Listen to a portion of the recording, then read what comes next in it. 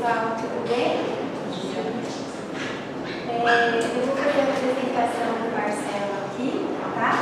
O Marcelo do Banco dos Anjos, ele é assessor de projetos no programa de Direitos Digitais, trabalha na área de Direitos Digitais da Artigo 19, é formado em Relações Internacionais pela PUC de São Paulo e cursa graduação em Filosofia aqui na USP, tá?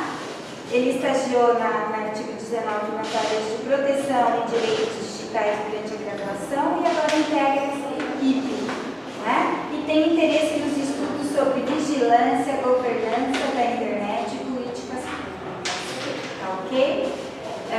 Então ele é o último palestrante dentro daquele nosso tema central de ética na pesquisa, né? Que é o nosso tema central no ano de 2018, né? Que é ética na pesquisa e diversidade acadêmica. A gente agradece, Marcelo, tá? pela disponibilidade de vir aqui, né? E muito obrigada, tá bom? Obrigado. Eu vou passar aqui a lista para vocês assinarem, tá bom? E vou pedir que aqueles que são da disciplina que podem deixar com a Mariana na semana que vem o resumo de vocês, ok? Obrigada. Você trouxe da disciplina também ou só essa? Não. Eu vou passando, tá bom. Se quiser passar aqui para mim, passando para trás. Obrigada, viu? Fique à vontade, viu, Marcelo? Muito obrigada.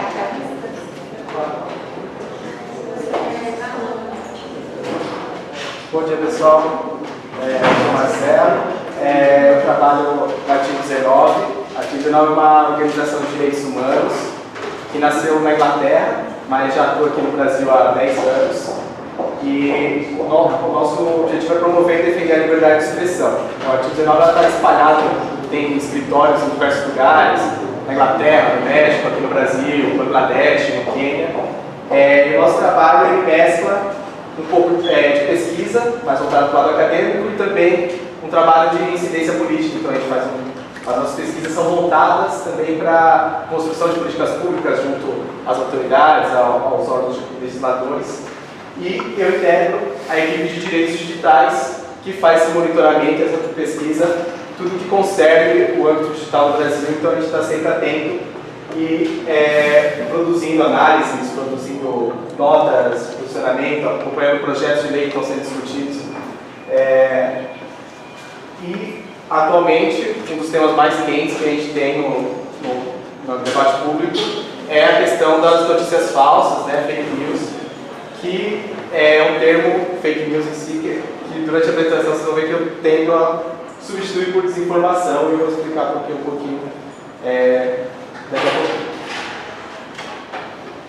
Então, quando a gente fala de fake news é algo novo.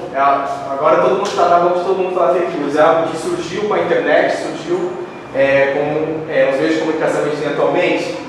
Aí tem esse caso de 1903 nos Estados Unidos, em que um jornal deliberadamente produziu uma notícia falsa, porque eles tinham suspeitas de que um outro jornal estava roubando as matérias deles. Então eles inventaram uma lorota e colocaram o nome de uma pessoa que seria fake news ao contrário. E não deu outra. O jornal foi lá e publicou a mesma matéria, e aí depois teve que se retratar publicamente por estar roubando a notícia falsa, né? Aqui outro caso de 1990, essa aqui, depois eu ia saber que é a filha de um embaixador do Kuwait nos Estados Unidos. E ela deu esse depoimento na Câmara dos Deputados dos Estados Unidos, acusando o exército iraquiano de cometer atrocidades no Kuwait, e essa foi um dos motivos da invasão americana ao Iraque, a guerra do Iraque, em 1990. E depois se descobriu que era filha do embaixador do Kuwait, que tinha dado esse depoimento, e que muitas das alegações dela não tinha evidência concreta, né? E aqui, o caso desse ano, após o assassinato da Marielle Franco, no Rio de Janeiro, várias notícias falsas surgiram e a principal, que teve mais repercussão, foi a desembargadora, que falou que ela tinha conexão com o crime organizado, era a esposa de um dos líderes do crime organizado, algo que não tinha menor paralelo com a realidade. Então, quando a gente está falando de notícia falsa, o que a gente está falando? A desinformação sempre foi um objetivo, sempre foi uma atividade que acontece, seja pelo meio de comunicação que for. Então, qual é a especificidade que a gente está lidando atualmente? Primeira razão, o que a gente tem que evitar é tratar esse tema na chave de verdade e mentira, por exemplo. Quando a gente vê algumas agências agora, semana passada, não sei se chegaram a acompanhar o caso do terço do Papa. Vocês viram? Que uma agência de checagem de fatos classificou a notícia de que o Papa havia enviado o terço ao Lula como falso. Mas depois teve todo um debate, parece que o Papa realmente venceu aquele terço, e aí, como lidar com esse tema sem você cair na verdade ou mentira? Porque fatos, eles têm mil interpretações possíveis. O que a gente tem que analisar qual é a intencionalidade da fonte, de quem está produzindo esse fato, e não simplesmente dar um selinho, né? Ó, isso aqui é uma informação confirmada, isso é bom, você pode ler, isso é ruim, você pode ler, não pode ler. Porque aí você também corre o risco de legitimar certas fontes, geralmente as mais oficiais, as que têm maiores recursos para ir atrás e checar informações, e às vezes menosprezar outras fontes de informação. Então, e quando a gente fala de notícias falsas, a gente está falando de uma série de fenômenos que têm acontecido atualmente. Por exemplo, uso de contas automatizadas. Nas últimas eleições, a gente vê, por exemplo, candidatos utilizando bots para bombar suas publicações. Redes de falsos seguidores. Então, uma pessoa controla centenas de contas para também ter esse efeito de capitalizar as publicações feitas por determinados atores. Algo que está começando agora, a gente não tem grandes repercussões disso, mas que provavelmente nos próximos anos vai ter muita coisa aí, que são os vídeos alterados ou criados, a deepfake. Por exemplo, hoje é possível você pegando, sei lá, 30 horas de filmagem do Barack Obama, já fizeram isso. Você consegue computadorizar todos os modos como ele fala certas coisas e você simplesmente faz ele falar o que você quer. Então é um vídeo, aquilo ali, para quem olha, é algo que o Barack Obama falou, mas na verdade é uma montagem. Isso ainda está sendo, a gente não tem nenhum caso super notório, mas que já é possível fazer esse tipo de alteração de conteúdo. Propaganda microdirecionada, que é o caso da Cambridge Analytica, acho que todo mundo acompanhou, que o Trump contratou essa empresa, e essa empresa que tinha acesso a banco de dados de mais de 50 milhões de usuários do Facebook, conseguia fazer uma propaganda extremamente focada em determinados grupos. Então, por exemplo, se você é um agricultor do interior do Texas e quer plantar batata, sei lá, qualquer coisa. Essa empresa vai falar que o Trump vai favorecer os plantadores de batata. E para alguém que mora em Nova York, ela vai falar que vai melhorar a mobilidade urbana. Tá? Então, e na real, pode ser que isso nem esteja no programa de governo, provavelmente não está no programa de governo do Trump. Então, outro fenômeno que a gente pode, o fenômeno da fake news pode abranger. Grupos organizados de trolls, né, que vão numa postagem específica e derrubam, denunciam uma página porque vai contra aquilo que eles acreditam e derrubam uma página simplesmente por não concordar com o que está sendo dito. Então, e outros mais conhecidos como spamming, né, de mandar uma mensagem para milhões de usuários, comentários, compartilhamentos. Então, a gente tem que ter em mente que as notícias falsas são algo complexo. Existem diversos métodos e maneiras para você desinformar. Né? Outro problema de fake news é que ele é um termo que pega. Então, a gente pode ver quantas vezes o Trump tweetou fake news na campanha e depois. Ele, aqui, por exemplo, ele chama todas as grandes cadeias de televisão norte-americanas de fake news. Na verdade, ele continua chamando, como você tem o presidente dos Estados Unidos chamando toda uma cadeia de mídia de fake news. É isso que a gente está querendo endereçar. Então, por que não usar fake news? Né? Usar desinformação e compreender o processo na sua complexidade.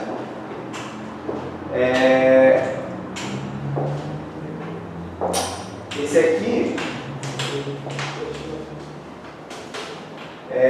outro problema é tentar tratar fake news como um caso de polícia. A nossa organização ela trabalha há muito tempo já com questões, por exemplo, com proteção de comunicadores, trabalha no contexto de protestos, né, o direito de associação, o direito de manifestação, e um dos vieses que é muito em voga é que se chama agentes de segurança pública e de defesa nacional para interferirem em questões relacionadas à liberdade de expressão. Quais são os riscos disso? Né? Você, por exemplo, colocar mais à frente eu vou falar um pouco mais disso quando chegar na parte do contexto brasileiro. Mas você tratar como caso de polícia, como na esfera criminal, algo relacionado à liberdade de expressão, você simplesmente está acabando com o funcionamento de um regime democrático, porque você vai causar nos próprios comunicadores a autocensura. Se eles sabem que eles estão, a partir do momento que eu começo a me expressar, eu estou correndo esse risco, você deixa de se expressar daquela maneira para tentar contornar e não sofrer esse tipo de retaliação. Né?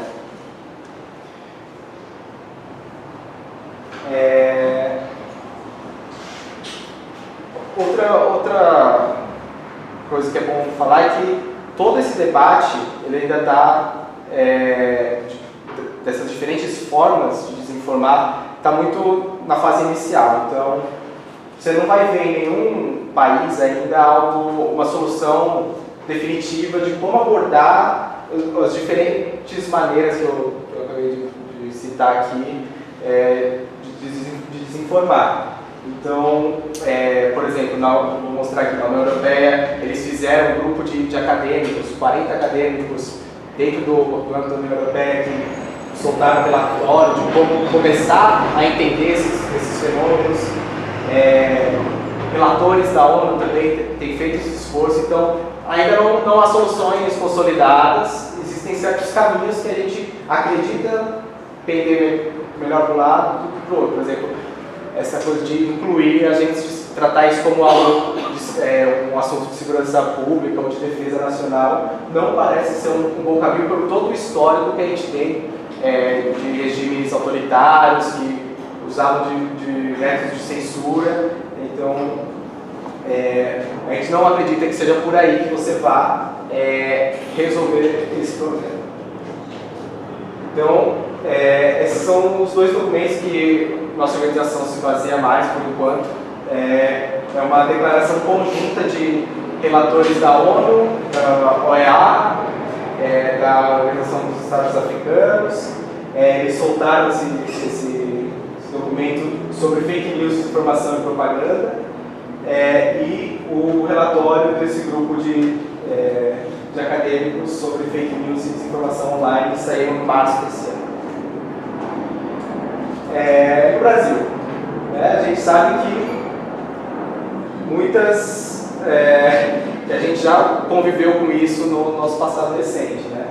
A gente vê alguns boatos aí que os sei lá, fica de um certo número de mais de 20 empresas, estava entre um dos maiores blogs, uma das maiores matérias espalhadas na rede em 2014. A Aécio Neves disse que não precisa do voto dos professores. E esse ano, por exemplo, a gente vê que a Polícia Federal chegou ao autor de fake news na eleição passada e fez ele pagar uma multa de R$100 mil. Então a gente já tem algum histórico também aqui no Brasil, até mesmo de processo, de investigação, e que um desses propagadores de fake news foi condenado a pagar uma multa de R$100 mil. E, dentro desse contexto, o que o governo propôs? O que a gente tem visto feito pelo governo e por outros diferentes órgãos públicos. O TSE, no novembro do ano passado, ele criou esse Conselho Consultivo sobre Internet e Eleições, cujo principal objetivo é exatamente discutir fake news. Aqui são alguns dos membros desse conselho. Então, representantes do governo federal, do Poder Judiciário, aí, Polícia Federal, ABIN, Exército. CGI, vocês conhecem o Comitê Gestor da Internet? Alguém já ouviu falar do Comitê Gestor da Internet? Ele é o órgão responsável pela manutenção da rede no Brasil. Então, por exemplo... É estatal? Não. A internet, em termos jurídicos, ela está agora se afastando de uma ligação direta com o governo dos Estados Unidos, mas em termos jurídicos, todos os domínios da internet eles estavam submetidos ao Departamento de Comércio dos Estados Unidos até um ano atrás. Agora, isso se tornou um órgão multissetorial, com envolvimento de vários países, ainda está começando esse processo, mas juridicamente, até pouco tempo atrás, era um órgão dentro do Departamento de Comércio que distribuía os domínios. Então, por exemplo, se quer um .com, você tem que ser registrado nesse órgão que está vinculado ao Departamento de Comércio dos Estados Unidos. E o CGI-BR, ele é uma espécie de pessoa jurídica aqui no Brasil, que quando a internet começou a se proliferar pelo mundo, esse órgão do Departamento de Comércio começou a estabelecer filiais em diversos lugares. O CGI-BR, ele é a estrutura brasileira. O CGI-BR tem uma estrutura muito interessante, que é um conselho composto por representantes do governo, das empresas, da sociedade civil. Então, em outros países, por exemplo, é só o governo, ou só a iniciativa privada. O CGI-BR é reconhecidamente um dos melhores modelos a nível internacional. E dentro do CGI-BR você tem vários outros órgãos, um que fica responsável exatamente só por essa distribuição de domínios, então, por exemplo, que é o NIC-BR e a fonte de renda do CGI. Então, se você quiser criar um .com.br, você tem que pagar, acho que é R$35 ou R$40 por ano para o NIC-BR, para você ter esse domínio.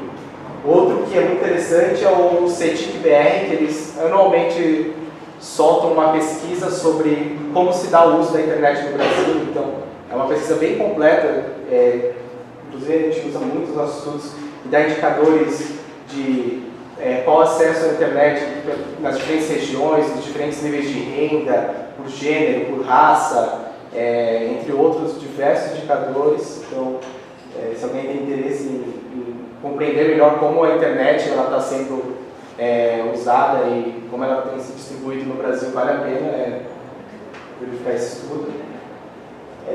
Então, voltando aqui para o Conselho Consultivo, também tem a FGV e a SaferNet. A SaferNet é a única organização da sociedade civil inclusa no Conselho. A SaferNet trabalha também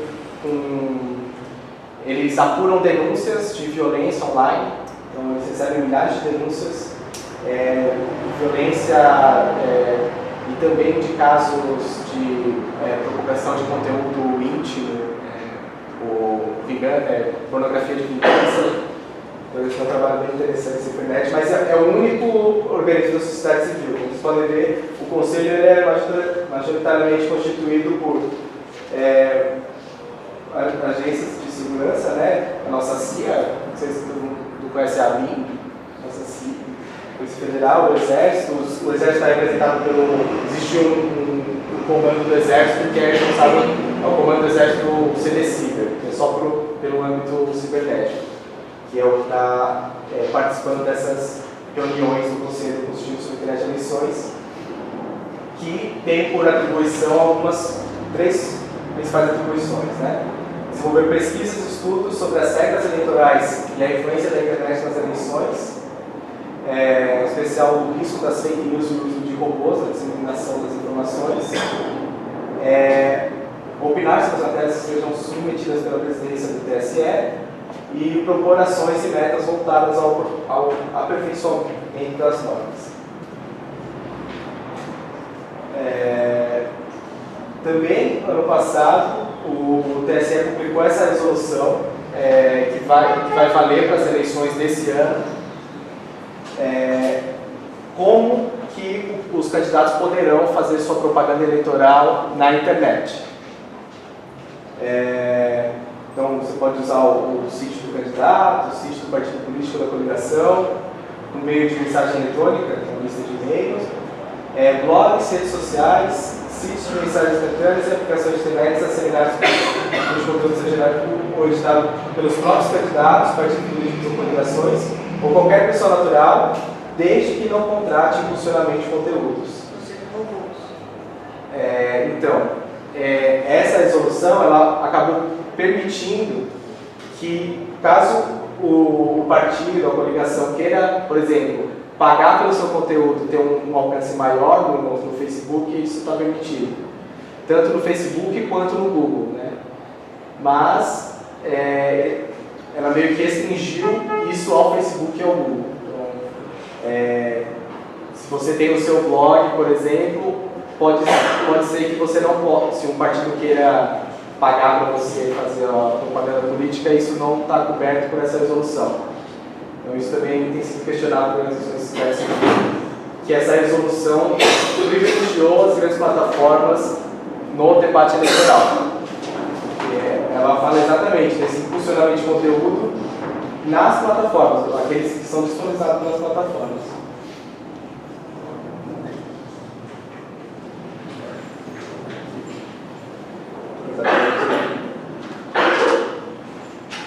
Mas, de fato, o que a gente tem visto até o momento, já teve algum relatório, alguma coisa como a gente viu na União Europeia? Ainda não. O Conselho de Fake News, até o mês passado, não tinha se reunido. Essa notícia é uns 20 dias atrás. E pouca coisa daquelas atribuições, né, foi feita de fato. A gente não tem nenhum, além dessa norma editada, o Conselho em si não desenvolveu nenhuma pesquisa, estudo, ainda não opinou sobre matérias, sobre casos específicos que tenham chegado ao TSE.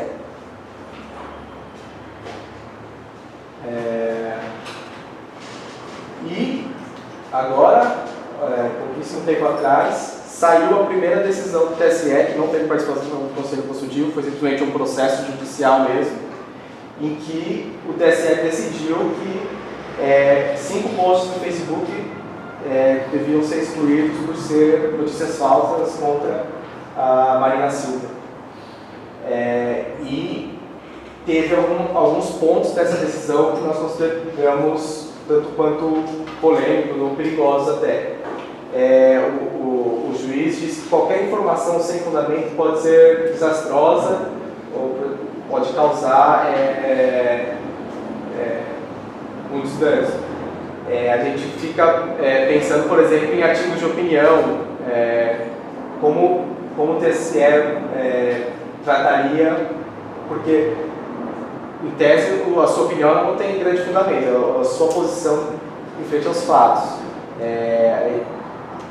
A gente vê uma certa tendência do TSE em remover, ao invés de pensar, por exemplo, em alternativas de fornecer o direito de resposta.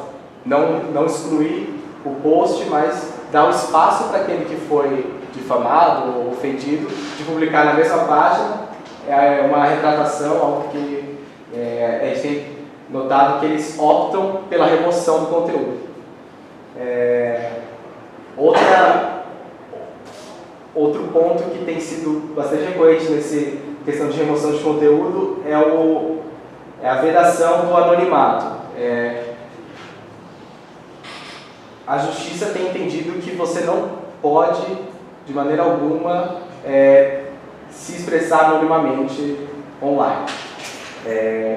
Essa é uma coisa que tem até na nossa Constituição, que a gente pode se expressar livremente, mas vedado ao anonimato, mas que tem algumas interpretações de que seria possível, sim, expressar-se anonimamente. E, internacionalmente, a gente vê que o anonimato, muitas vezes, é uma proteção para aquele que quer se expressar. Especialmente aqueles que fazem parte de grupos minoritários, perseguidos, por exemplo, em contexto de guerra civil, em contexto de perseguição policial a determinados grupos de defensores de direitos humanos. A expressão anônima online, em especial, ela tem se mostrado como uma forma de proteção a essas pessoas para não sofrer a retaliação e ainda assim conseguir passar a sua mensagem. E o que a gente tem percebido é que a justiça ainda é muito refratária a essa ideia do anonimato. Sob hipótese alguma, você poderia se expressar anonimamente, isso seria automaticamente considerado ilegal. E a nossa organização tem tentado promover um debate junto à justiça também, junto com outras organizações da sociedade civil, para rever essa questão. Outro trecho da decisão do juiz que é preocupante, assim, ele fala que a liberdade de expressão deveria ser excepcionalmente relativizada, já que o seu exercício abusivo difama a representante. Ele está usando como base essa resolução para falar sobre difamação. A nossa ideia é que remoção de conteúdo já existem leis como difamação, calúnia e injúria que tratam que poderiam tratar da remoção de conteúdo. Você não precisa trazer isso e fazer especificamente para o contexto de eleição. Mas o problema não é a questão da velocidade? Isso. Por exemplo, os de bots. Quando a gente está falando de informação atualmente, a gente está falando da velocidade e da escala. Né? São coisas que a gente não tinha quando era só radiodifusão. Na televisão você tem um único emissor e que atinge, sei lá, 99% da população. O que a gente tem hoje em dia é que eu, você, ela, nós conseguimos ter dependendo de como a gente faz, a gente consegue ter um alcance muito grande. E a gente consegue isso também pelo uso de bots, né? Um disclaimer antes de começar a falar sobre os bots, que também é um outro assunto muito polêmico atualmente, é que bots não tem lado. Então você pode ter bots que têm funções benéficas. Por exemplo, esse Rui Barbot aqui, que foi feito por um site de notícias jurídicas. Ele avisa toda vez que um processo do Supremo Tribunal Federal está sem andamento há mais de 2 anos, se não me engano. Então, ele dá um disclaimer. Aquela ali é um perfil, um bot da Fabi Graça. É uma parceria da Unesco com o Facebook, que você conseguia conversar pelo inbox com ela, e foi uma vítima de abuso sexual. Então, é uma campanha educacional da Unicef no Facebook. E o Beta, que é um bot feminista que acompanha diversos projetos de lei sobre feminismo, manifestações, articulações feministas na rede, e que vai atualizando quem se inscreve na lista. Então, o primeiro passo é entender que bots eles fazem o que eles são mandados. Então, você não pode simplesmente falar que não pode haver bots nas redes sociais.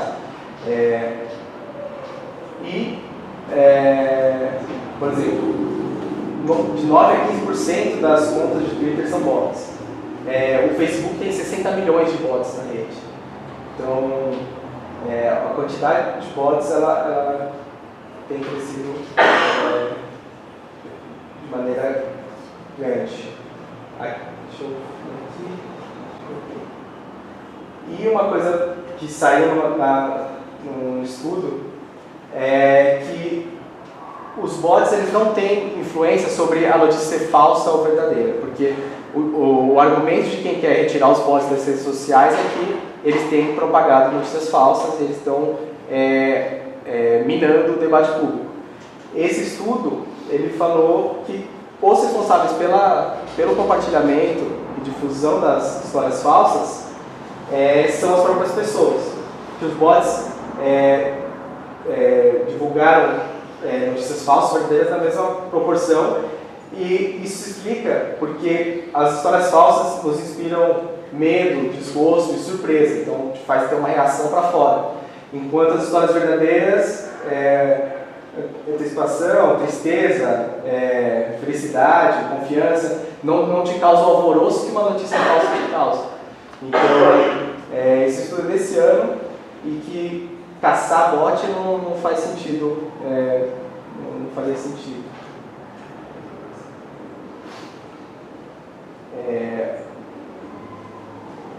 Mas a gente sabe que os bots têm sido usados, por exemplo, nas eleições. Em 2014, esse estudo da FGV e da Universidade de Washington apontaram alguns números interessantes.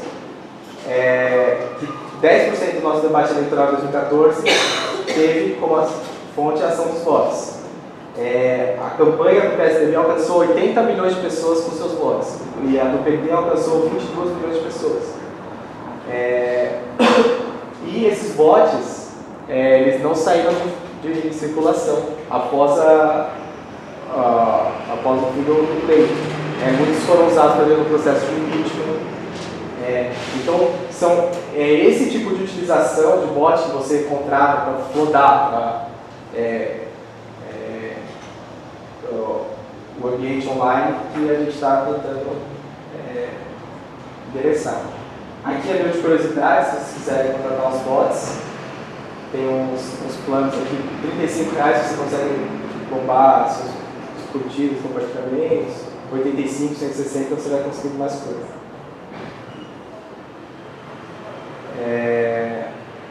Aqui se estima que, por exemplo, a Dilma gastou 10 milhões de reais só com a sua campanha online. Já o Trump contratou a Cambridge Analytica com 5,9 bilhões de dólares.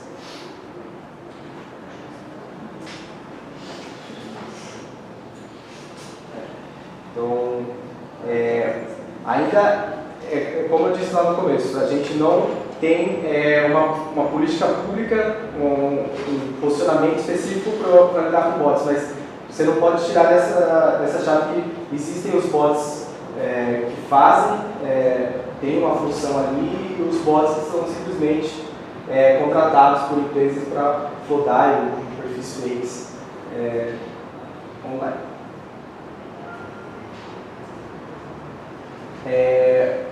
Indo para as plataformas, né? O que cada plataforma tem feito em relação às fake news?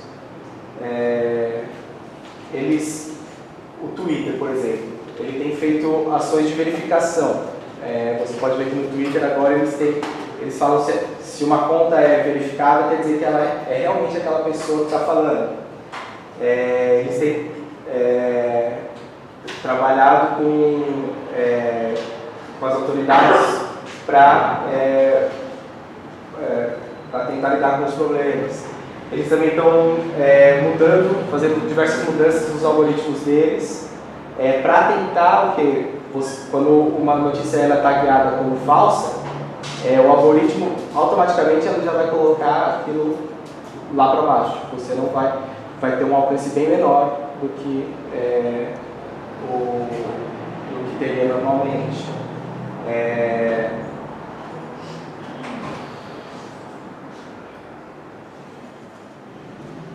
e a gente achou interessante a abordagem do Twitter, que eles fazem exatamente essa ponderação. Eles falam, na nossa plataforma, você pode mentir. Por exemplo, a mentira não é errada. Mas a gente não permite essa industrialização da nossa rede. Então, você não pode atuar massivamente na nossa rede. Mas, por exemplo, um usuário ele poderia mentir.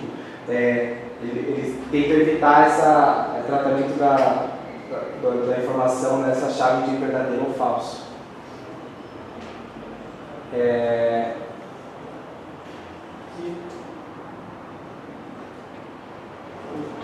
O Google ele tem trabalhado com diversas agências de mídia, jornais globais, New York Times, Le Monde, e junto com agências de checadores de fato, e eles estão nessa Google News Initiative, que eles chamaram todos esses especialistas e estão tentando estabelecer alguns tipos de ferramentas também para que na hora que você faça uma busca no Google,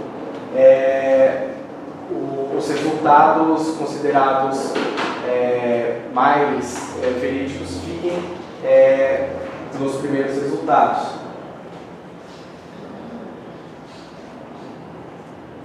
Por exemplo, quando você entra no Google News, você tem ali aquela parte de checagem de fatos. Então, eles já têm adotado isso dentro da plataforma deles. O Facebook lançou uma campanha específica para o Brasil para lidar com fake news durante as eleições, em que ele trabalha com a agência Aos Fatos e a agência Lupa, e ele identifica, primeiramente, a própria plataforma do Facebook identifica notícias possivelmente falsas, eles mandam isso para os verificadores de fatos, para os fatos da agência Lupa, e faz o mesmo esquema que o Google faz, de se aquilo ali é apontado como falso, ele vai rebaixando isso no seu feed de notícias.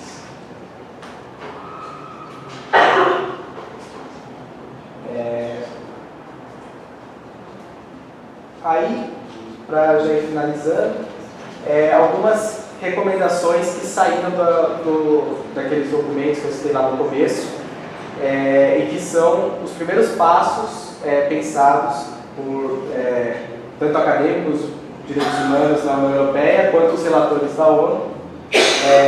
Então, a curto e médio prazo, eles recomendam que as plataformas, agências de notícias e organizações de checagem de fatos estabeleçam uma coligação e elaborem um código de boas práticas, uma espécie de autorregulação, então, que todas as plataformas sigam uma espécie de código de ética. O papel das autoridades públicas seria apoiar essa coligação e estabelecer centros de pesquisas nos países europeus. Proporcionar um novo momento de rediscussão já em 2019. A longo prazo, o que eles veem atualmente investir em ações de educação sobre mídia e informação. Então, talvez inserir na grade curricular das escolas uma matéria que mostre como as pessoas devem lidar com o atual modo que a informação circula na sociedade. Promovendo intercâmbio de práticas entre professores e alunos. E financiar diversos projetos de comunicação e mídia com base na pluralidade e diversidade dos grupos sociais. Para evitar, porque um dos riscos desse processo de você marcar como check, como certo ou errado, você acabar com a pluralidade e diversidade dos meios, você privilegiar certos meios por considerá-los confiáveis. Então, com base na pluralidade e diversidade dos meios que você vai ter o maior abordagem das diferentes interpretações dos fatos.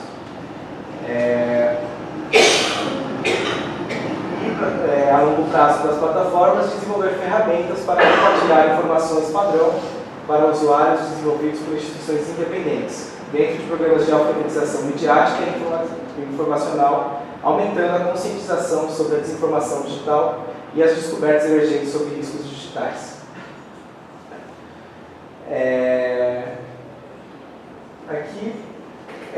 são as recomendações feitas na declaração dos relatores. Então, evitar proibições genéricas que usem termos notícias falsas ou informação não objetiva, sempre usando desinformação.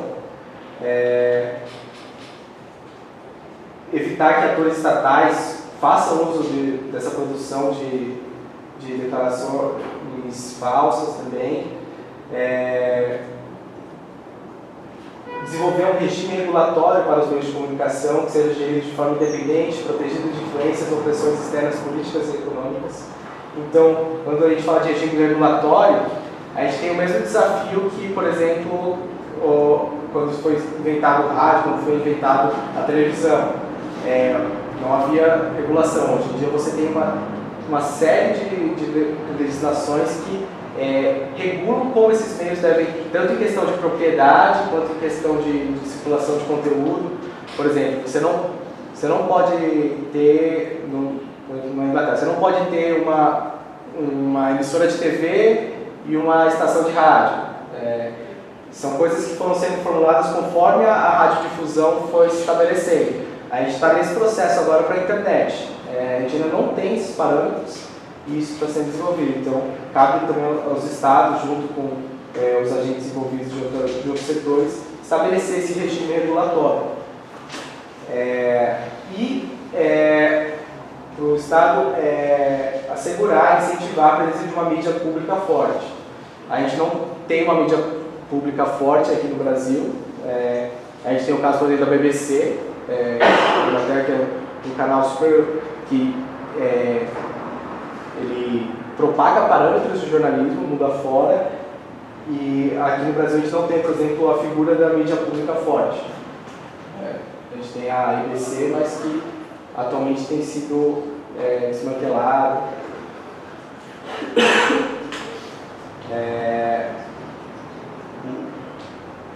Para os intermediários, que são as plataformas, por exemplo, se o Facebook e o Google querem restringir conteúdos, eles têm que ter uma política clara, por exemplo, quais conteúdos vão ser sempre excluídos, e que tenha uma formulação participativa dos usuários das plataformas, especialistas em direitos humanos. Então,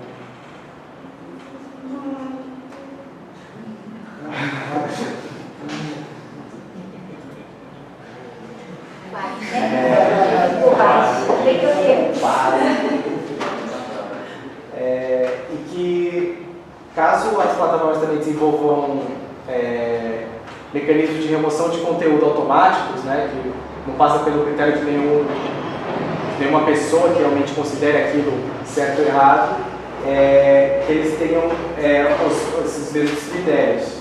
Hoje em dia a gente tem uma outra grande discussão em relação aos algoritmos que rodam, por exemplo, no Facebook e no Google. Ninguém sabe direito qual é o programa que está rodando ali e como ele escolhe o que vai ficar em cima. Cada hora você vê uma coisa. No Facebook, atualmente, você vê, sei lá, 10 amigos seus, algumas páginas patrocinadas. Ninguém sabe direito o que está rodando ali, o que está fazendo você ver certa coisa e não ver a outra coisa. Mesmo se você curte e for para seguir primeiro, lá você não vê determinados conteúdos. Essa é uma outra briga, mas que também está em discussão de abrir esse código para a gente ter uma certa noção do que... Porque o que você vê é o que você vai comentar. Então, de certa forma, essas plataformas elas estão definindo o que você vai falar ou o que você não vai falar. Eles mudaram recentemente, tiraram os veículos de informação. Isso. Da imprensa, os jornais, tudo tal. O modelo de negócios deles pague, patrocine o seu conteúdo para você ter um alcance maior. Isso está crescendo muito. Agora a Folha saiu, Todos os do jornais, Facebook. todos. Eles têm saído porque não tem alcance. Não vale a pena você ficar dentro do Facebook se você não ficar pagando anúncio para eles.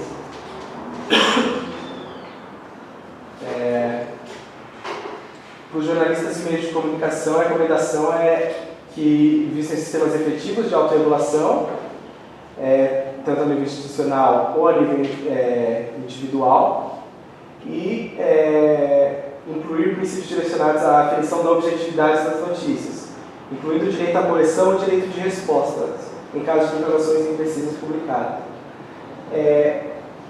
No artigo 9, a gente considera que o direito de resposta é a melhor forma de você lidar com notícias falsas em geral.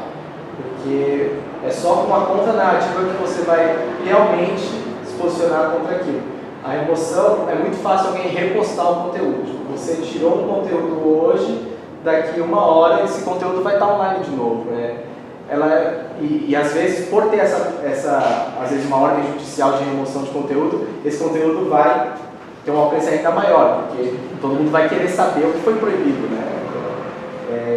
O direito de resposta, no nosso ver, é a melhor oportunidade para aquele que se sentiu lesado de colocar por que isso está errado. Então, se os meios de comunicação ou as plataformas desenvolvem mecanismos em que você consiga ter o mesmo alcance, ter o mesmo, publicar no mesmo local uma resposta àquele conteúdo, nós acreditamos que seja algo mais eficiente do que você entrar e pedir a remoção. E alguma pergunta? Pode passar para outra parte. Você deixa ali para o pessoal ver o que você coloca de referência? Deixo. Que é bem bacana. Obrigada. Gente, Marcelo, obrigada, viu? Obrigado, gente. Eu queria abrir agora e ver se vocês têm alguma pergunta para ele. Vocês podem levantar a mão, se apresentar e fazer perguntas. Eu queria te conhecer. Sou jornalista. Eu não percebi. Tá. Porque eu nunca te vi aqui. Mas eu já vi outras. Que legal. Mas como ouvido. Muito bom. Eu acho Muito que obrigada. interessa. Obrigada por vir. E aí, pessoal, vocês têm alguma pergunta em relação a isso? Uma pergunta, Marcelo. Meu nome é Alberto, sou estudante aqui de mestrado da escola. Eu não sei se é uma pergunta, mas na verdade eu não entendi. Você comentou que a artigo 19 ela defende a omissão da pessoa. A pessoa ficar oculta a notícia por questão de autoproteção. Né? Em determinados casos, a minha dúvida é assim, porque isso é um trabalho que é feito pelo jornalismo investigativo, né? Então eu não entendo qual é o ponto assim, da questão da internet, qual a relação com a fake news disso. do anonimato. Do anonimato não ficou muito claro para mim. É que, por exemplo, uma das coisas que são muito atacadas fake news é que muitas vezes você não tem como chegar à fonte da informação, você nunca vai saber quem realmente está falando. Por exemplo, está gerando uma notícia falsa, às vezes é uma empresa que, mesmo por métodos de rastreamento e tal, você não consegue chegar a alguém ou a algum grupo, alguma empresa especificamente. Então, muitas vezes isso serve como uma justificativa para você condenar em geral o anonimato na rede. Então, por exemplo, para você falar que ninguém poderia navegar anônimo, porque caso alguém cometa esse tipo de, seja esse, seja qualquer outro tipo de delito online, teria que ter obrigatoriamente um método de rastrear isso e chegar àquela pessoa. Só que você não olha, por exemplo, para um caso de alguém que está sendo perseguido, pode, sei lá, está sofrendo ameaça de morte, mas é um comunicador, sei lá, tem uma rádio, tem um blog online, está fazendo, sei lá, denúncias do que está acontecendo na prefeitura, e aí está sofrendo ameaças, e a única maneira de se expressar com segurança seria expressar-se anonimamente na rede. Então, o debate do anonimato, a gente acredita que ele tem que ter um padrão. Não pode ficar só nessa justificativa de que porque alguém pode cometer um delito, você tem que ter obrigatoriamente chegar na pessoa. Tem gente que precisa se expressar anonimamente online, até mesmo por segurança da própria vida. É aí que está o link da... É complexo. Não é nada simples. Porque, pensando, sabe? Porque, por exemplo, você dá o direito de resposta, mas eu acho assim, é tão rápido. Será que é efetivo? Não, o estrago é muito grande. o estrago é tão grande na vida da pessoa, você entendeu? E numa campanha eleitoral? Hã? Numa campanha eleitoral pode defender a eleição ou não. Sim. Sim. Resultado, né? É devastador, eu acho. Que eu não sei se só o direito de resposta, entendeu? Eu acho que a gente ainda está engatinhando Não, a gente está engatinhando pelo bastante. grau de estrago que em relação a fake news. Em todos os sentidos. Eu não digo não só com relação à eleição, com relação a tudo. Entendeu? E como lidar com isso? Entendeu? A gente tem várias pessoas aqui que querem ser comunicadores e tal. Como lidar com isso? Porque à medida que você se torna um comunicador, por exemplo, científico, que seja, você começa a ser. Como você se defende? É algo assim, para mim, tão complicado. Porque é muito simples você colocar algo online e ter uma Qualquer certa. coisa. Ter certa alcance dependendo do que você fala. Porque isso te causa surpresa, as pessoas querem reagir àquele conteúdo. Né? Ainda mais quando, geralmente as notícias falsas elas são aberrantes, assim, né? Você quer tipo, propagar aquilo, então causa esse efeito e muito rápido. Enquanto uma notícia que vem para retratar, muitas vezes não tem a mesma alcance, porque ela não é tão incendiária, né? Ela é mas por exemplo, se você adota mecanismos de só remover o conteúdo, esse conteúdo vai voltar, né? Então, a gente chama isso aí gatinhando, então não tem, como eu disse lá no começo, é algo que está todo mundo pensando e tentando elaborar mecanismos, mas ainda é muito inicial essa. Uma vez publicado, publicado. Você não tem como despublicar. Né? Publicou ali e já era. Sim. Agora, eu acho que se publicou inadvertidamente, tem que prejudicar, não tem nenhum tipo de. É difícil pegar a pessoa, né? Que publicou ou não. Não sei, é fácil rastrear. Porque assim, fica impune, né? Depende de como aquela pessoa publicou. Esses grandes sites que atingem milhares de pessoas, geralmente eles estão com uma representação jurídica fora do país, o que já torna o processo jurídico mais complicado. Então, é possível, sempre é possível conseguir rastrear, mas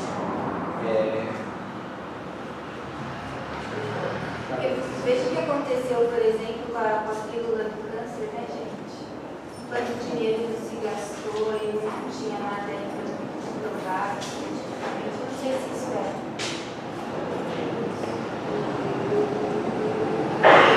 um estrago muito grande. O que aconteceu nas últimas eleições dos Estados Unidos, agora, a eleição do Trump, que a gente acompanha, né? Acompanha o resultado, termos de analítico, tal. O fato é que prejudicou a Hillary. Alguns dizem que impediu que ela fosse eleita mesmo, o trabalho lá da Cambridge. Isso foi bem aproveitado pelo mundo, assim como lição, pelo Brasil, por exemplo, ou não? Então, a gente viu que. Pelo contrário, vamos fazer igual. A Cambridge Analytica já estava com uma filial aqui, né? Vamos piorar um pouquinho. Logo que estourou o escândalo, você viu todos os governos, né, reagindo de alguma maneira. Por exemplo, a Cambridge Analytica já tinha uma filial aqui no Brasil que se desfez. A gente não sabe se desfez e se refez com algum outro nome, possivelmente sim. E outras pessoas que viram que isso é possível também devem estar pensando em fazer isso nas nossas eleições, né? Porque é algo lucrativo. Então, se tem dinheiro, provavelmente alguém está pensando em fazer. Mas, toda essa, por exemplo, esse grupo que soltou essa declaração aí na União Europeia, e acadêmicos aqui no Brasil também, tem o próprio TSE, eu esqueci de citar isso, porque eu não coloquei nos slides, mas ele 2 semanas atrás, ele fez um compromisso público junto aos partidos políticos. Na época, acho que 10 partidos assinaram, um compromisso bem simples assim, até vagos, mas que estabelecia o compromisso de todos esses partidos pela rigidez do debate público durante as eleições.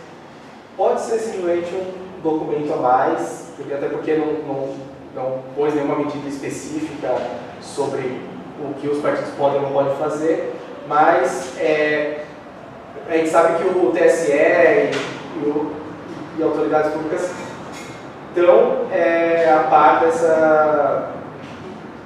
Eles ficaram sensibilizados por conta do escândalo da Cambridge Analytica.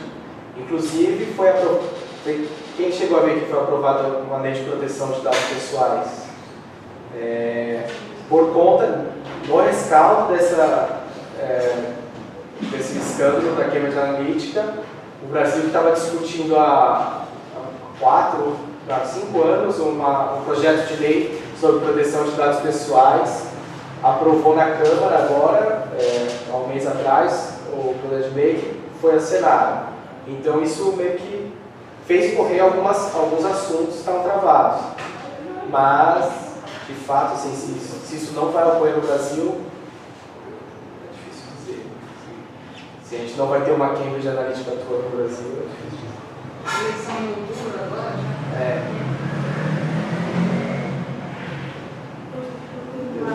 Chamo Solange, sou aqui da Educação Física. Marcelo, você citou que uma das recomendações da União Europeia é justamente trabalhar com ações voltadas para a questão da alfabetização midiática e informacional. Então, a minha pergunta é quais ações efetivamente têm sendo desenvolvidas nesse sentido, no âmbito da União Europeia e aqui no Brasil? Porque a gente vê que o debate ainda fica muito na punição, vamos punir.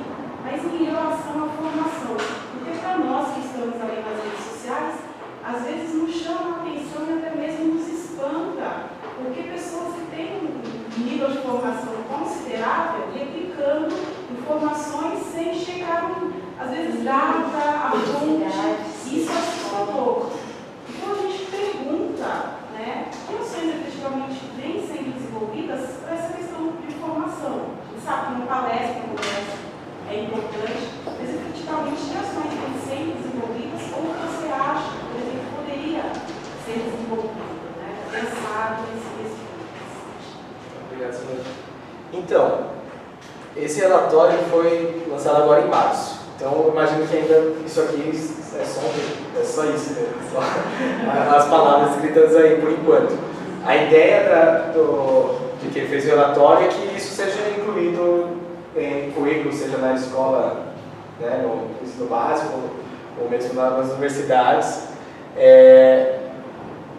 Mas efetivamente isso aqui ainda é só o relatório. Mas, por exemplo, a gente vê na nossa reforma do curricular, tiraram ainda mais isso, né? Aqui no Brasil a gente tem um cenário de retrocesso em relação a isso. Ninguém está estimulando as pessoas a pensarem na informação que elas estão recebendo, né? A gente vê que isso está sendo achatado. Você vai encontrar algumas ações individuais, isoladas de determinadas organizações, ou às vezes de alguma gestão de uma prefeitura, mas assim, como política pública de Estado, a gente não tem isso, né? A gente acabou de aprovar uma reforma curricular, uma reforma de educação, não levou isso em consideração. Cara, infelizmente não tenho uma resposta. Tudo muito incipiente. Tem que educar. É porque foi tão rápido também, tudo é isso da informação. Isso, né? Se a gente volta uns anos atrás, é muito impressionante a diferença. Muito bem, pessoal. Vocês têm mais alguma dúvida, alguma pergunta, algum comentário? Então, eu vou agradecer ao Marcelo e eu vou passar para ele o certificado. Obrigada, viu, Marcelo?